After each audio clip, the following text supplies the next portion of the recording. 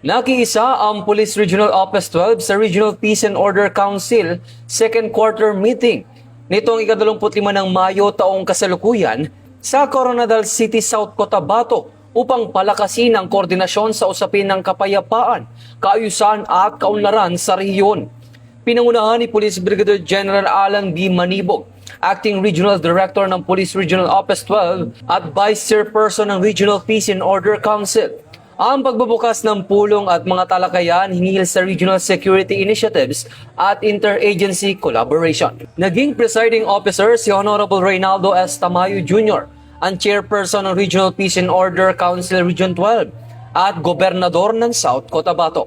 Dinaluhan ng mga pagpupulong ng mga kinatawan mula sa Armed Forces of the Philippines, Bureau of Fire Protection, National Police Commission, National Intelligence Coordinating Agency, Philippine Coast Guard, DOE, Office of the Civil Defense, Department of Interior and Local Government, gayon din ng mga gobernador, alkalde at mga miyembro ng Local Peace and Order Council sa Sorsogon Region. Ito ang bagong PNP para sa bagong Pilipinas, serbisyong mabilis, tapat at nararamdaman.